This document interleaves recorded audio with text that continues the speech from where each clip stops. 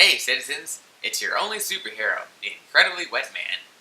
Today on the show, I'll tell you 3 tips on how you can stay your wettest, no matter what the weather. You know, personal dampness is as important as personal hygiene. In fact, I would say the two are synonymous.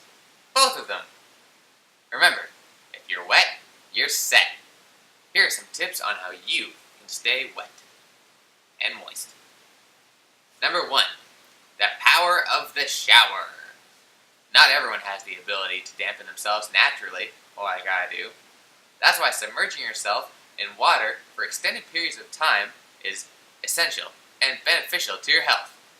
Remember, your skin can absorb up to 10 times your own body weight in liquid. Number 2. Think natural. Some people say the summertime is the most difficult time to stay wet. But every dark cloud has moisture in it, literally.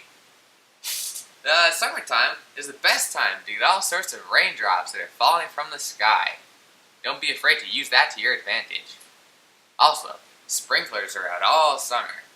On a street with 20 houses, an average of 5.3 of them will have a sprinkler running at all times. Don't be afraid to use these natural resources. And finally, number 3, wet and ready to go. Unfortunately, you aren't always going to have a shower or a sprinkler handy. Be sure to always carry a backup source of liquid.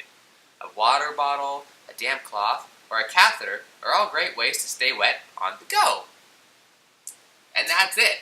Now you're ready to stay wet, go out there, be wet, and just have fun with water. Fan mail! It is time for fan mail, my favorite part of the day. This week, I have a letter, and I think I'm going to read it to you as soon as I locate it. Here we go. Got it.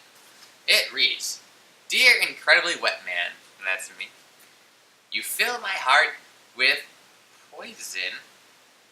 The heck? Who's this from?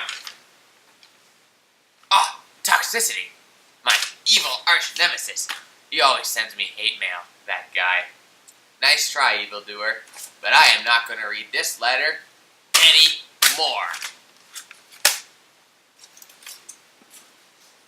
Instead, I'll read you a section from one of my favorite children's books. This desk is a mess. This is not it. This is Fishes. It's a great book that I read sometimes. Oh, here it is.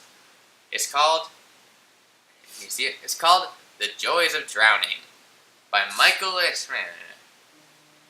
Here we go. Water in my head. Water in my lungs. Water in my bed. Water in my thumbs. Water, water everywhere, but not a drop to drink. My head is so darn waterlogged that I can barely think. Ah, those Germans sure know how to write a fairy tale. Well, anyways, I better go off to get my midnight bath. You know, the moisture's already kind of drying off from the 11:45 bath I took. At 11:45! Oh, and remember, if someone who appears to be drowning is near you, give it 15 minutes to be sure that they are not just enjoying the majesty of water. You wouldn't want to ruin someone's bath, would you? I thought not.